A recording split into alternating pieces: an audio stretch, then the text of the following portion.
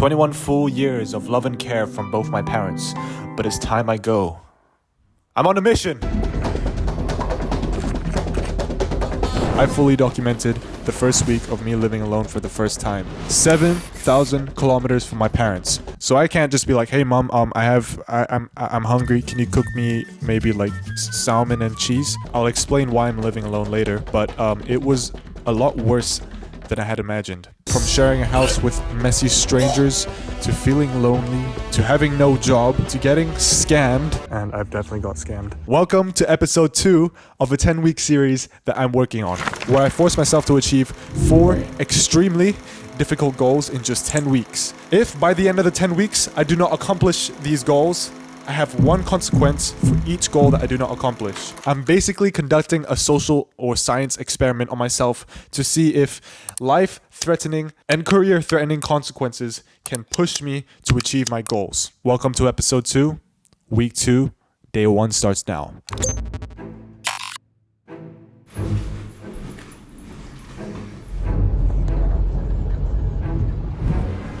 And it is quite sad to see my mom and dad upset that I'm going to be going away for quite a few months.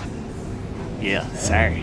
It's hella weird as well, because I was in a country where everyone's Asian, and here everyone's white, so it's kind of interesting. I'm not sure if I like that.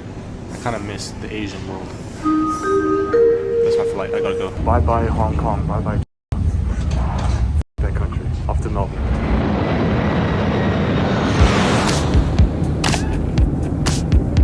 After landing, I already came across my biggest problem.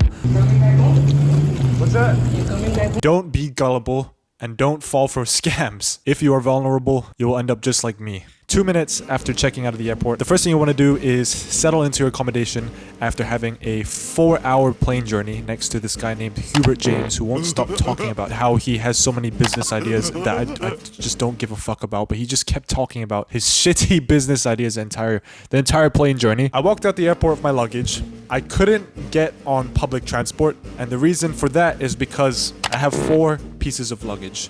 Backpack, another backpack, and 2 big luggages on each side of my hand. If someone came up to me and just took my luggage, I can't run and get my luggage, because then I'll have my other luggages stolen by some other crackhead. I thought, okay, I'll take the L here and I'll pay like $100, $150 for a cab. So by the way, my accommodation is 80 kilometers from the airport in a small area known for being a crackhead city. It's not a great place to live in. Drug addicts shooting up in a public park right in front of their kids. It's some of the most confronting hidden camera footage we've ever seen, with a sickening twist. But yeah, as I was walking out of the airport with my 2 luggages and my 2 backpacks, an Indian guy came up to me and said, "Hello sir, taxi, you want taxi, huh?" What's that? Yeah, taxi, yes please. I wasn't suspicious at all because he had a nice business suit on. He had a name tag there that said Rajiman. He brought me to a car park and said, "Okay, here's a taxi, go inside." And I said, "Okay, sure." He helped me put the luggages inside, which was very nice of him. I didn't even ask the guy how much this cab ride would cost, but he told me that he would keep track of the price of the ride through a meter. After I arrived at my destination, this is when I realized that I've definitely got scammed. I'm vulnerable, I'm stupid, and I've been scammed. He pulled out a little box and said, "Sir, your cab ride fee is $250.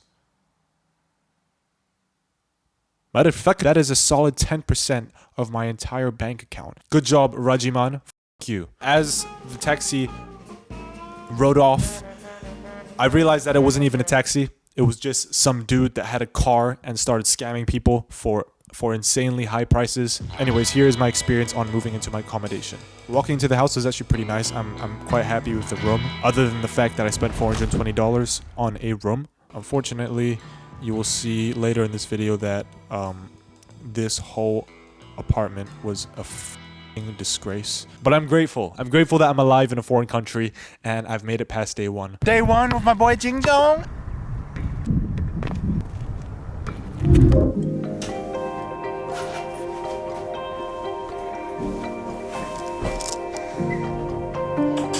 I just found out that my rent is expensive as fuck. $420 a week. What? I need to find somewhere cheaper. Cool.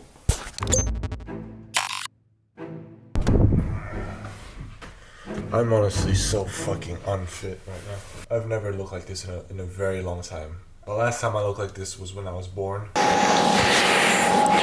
Alright, you know what? I have one thing to say to people. Be financially prepared. Don't be like me. Let me give you all a quick, interesting insight on why I wanted to live independently and how this whole situation has occurred. It's very interesting, so don't fucking skip, okay? Don't skip and be a little... I just want to see the interesting parts. This part is interesting. Just a month back, I was in Singapore with my dad and my mom, and we were sitting on a table, and as I was eating broccoli, I had the image in my mind of me living in Australia. I don't know where it came from, but I was just thinking, yo, I'm never gonna make it in my music career if I'm just stuck here in Hong Kong, because I live in Hong Kong. I was in Singapore for a holiday with my family. I'm never gonna make it. I'm fucked. So literally, as I was eating broccoli, I put the broccoli down and told my Dad, I want to go to Melbourne next month. I'm gonna book a flight tonight. I don't care how much money I have left. I'm going to Melbourne and I'm gonna sort myself out over there because I want to pursue my career in music. He said, okay, son. Sounds good. I had $12 left in my bank account and I was moving to Melbourne in a month with no job, no accommodation, no help from anybody. As you saw in episode 1, I picked up videography as a skill. I learned it in a day. That's literally the only reason I'm in Australia, is because I made that impulsive decision while I was eating broccoli to move to Melbourne, and here I am. Obviously, it's a stupid decision. I pay for my consequences through being potentially homeless. The first morning of living in Crackhead City, I spent $22 on breakfast. And after spending $22, I created a spreadsheet to document how much I spend every day for the entire week so that I can keep track of how much money I spend. You'll see at the end of the week how much I spend and how stupidly expensive being alive is. Anyways, here is a quick room tour and a house tour of my entire apartment, which I've spent $420 a week on. This is the shared living room.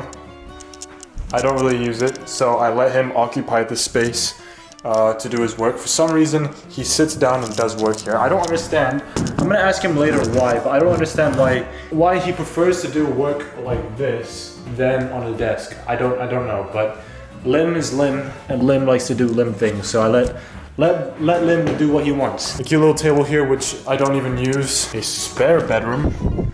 Now this kitchen area is pretty cool. Let's look inside the fridge. Rotten vegetables, sperm. But this is my stuff. This is all I need. I just have coffee, some fruit, milk, more fruit, as well as oats. This is his bathroom. Mr. Lim's bathroom. This is my bathroom. Okay, these things are cool. I didn't understand what it was at first. I thought it was disco lights, but it turns out, holy shit, that's hot. These are just heaters.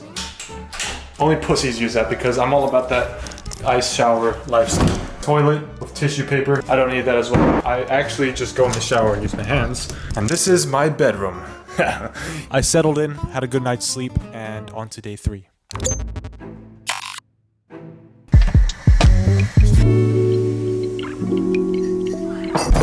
Now, you know what? I'm actually very curious as to what my mental health is like, because this is transparency at its finest. You might see me as a guy who likes to smile. How's it going? You never know how someone's mental health is just through seeing how they're like on camera. So, you're about to find out right now. A friend of mine suggested me to take this, not because he was concerned about me killing myself, but because he said he did it and he learned a lot from it. And I want to see how much my mental health improves after 10 weeks of solid hard work and discipline. How often have you been bothered by feeling afraid if something awful might happen? Something awful might happen. Yeah, I do fear of getting decapitated sometimes. My depression score is an 8 out of 21. My anxiety score is a 14 out of 21. Should be pretty exciting because this is something that everyone suffers from. Everyone has mental issues nowadays, and to some extent, I think a majority of people have a score that is much worse than mine. My goal is to get the depression score down to 5 and the anxiety score down to less than 10. Well, like 5-ish. Nah, less than 10 for sure. First time grocery shopping alone. They have my favorite Indian food, lamb rogan josh. You know what? I've been spending like $15, $20, $25 on meals for lunch and dinner. Yo, I really gotta make more money because this shit is sad. Look at my fucking trolley, man. Bro, I need to go home and work for at least 7 hours straight. I'm fucking poor. Hi, my name is Goon. And this is my first time cooking for myself alone. My dish only composes of 2 ingredients. Corned beef as well as peri peri packet rice. In terms of sexual desire, I am not attracted to very, very hot women. I kind of feel like, you know, a little bit, you know, the ones that have a gigantic ass, slim body, big boobs, and they're walking like that. So yep, I like my woman like I like my food, mid. Let me show you how to do this.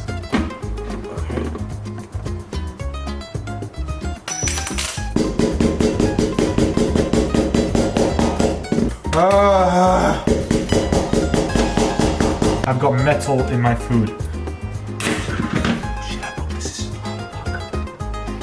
Oh fuck, I'm bleeding. Are you fucking kidding me? I have a can opener in the jar. What the f? It does smell like dog food. Let me just check. Yeah, it is corned beef. Peri peri. Oh my gosh, look. Let's fill that shit. Oh my gosh, it's stone solid. It's not gonna fill me up, but that's what it looks like. Looks pretty good, right?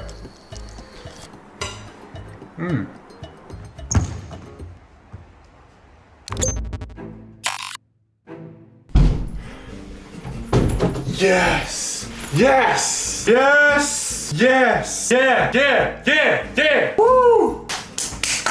Fuck yeah!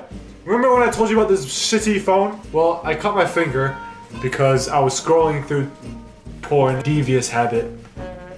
But hey, what can I do? Time is gone because look, I've been using that cracked bullshit phone.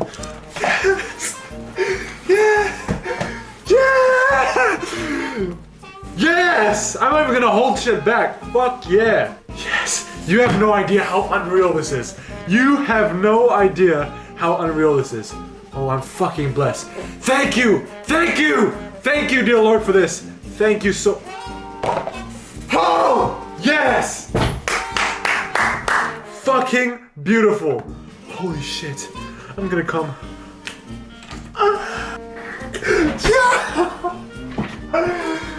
I am so fucking happy and but it does come with a... Yes! I'm fucking happy. Sorry, I have to scream. I'm just so fucking blessed. I'm in a really quiet neighborhood, so me screaming like that is gonna get me complaints. But if anyone hears that, I'm screaming. I'm not being raped. I'm happy. Just realized my window's open, so there's people right next. Japanese! Japanese! Now this, I don't know, I'm more excited about this than me moving to Melbourne, but you fucking serious? What a stupid lady. Alright, I can't let that take away my enjoyment from this phone. I asked her for an iPhone 13 Pro Max case, and before I could even finish my sentence, she just went, over there. Motherfucker, this is an iPhone 13 case. Now, I should have read it. That's on my behalf. That's $30 down the drain. $50 down the drain for a piece of plastic. I didn't know the walls were made of cardboard. She did say if I damage the walls specifically, she said I have to pay.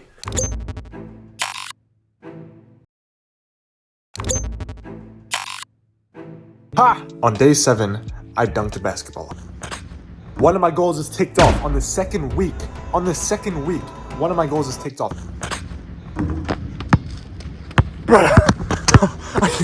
Are you fucking... Yo! Me making a racist song in public, that was what I was most concerned about. I would rather go to Iraq for a 1-year holiday than make a racist song in public. For the past few months, I haven't even worked out, and I've just lost a whole bunch of weight. I dropped all the way down to 67 kilos at my lowest weight. So me losing weight actually gave me a higher vertical because I have less weight on me and therefore I can jump higher. Alright, I'll give a quick story onto why dunking a basketball has been so special to me for quite a few years. All the way back in 2019, April 1st, 2019. I watched a video while I was laying in bed, and this video was titled Zion Williamson Dunk Compilation. This video caught my attention. I've never played basketball before. When I watched it, I immediately had goosebumps because this guy was dominating the court, right? He was slam dunking on little kids. Everyone was cheering, going, Zion Williamson, oh yeah, oh shit. That same night, I loaded up a couple videos on how to dunk a basketball, went to bed and got up the next morning at 5 a.m., got to school at 6 a.m., I had a netball and I tried dunking for the first time at school. On my first attempt, I jumped.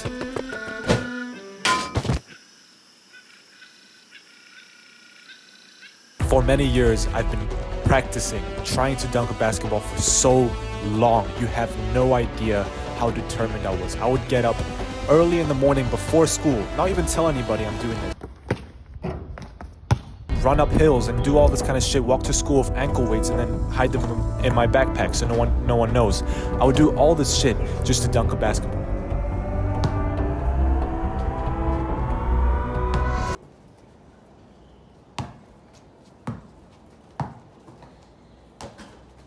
This is why it's so special to me.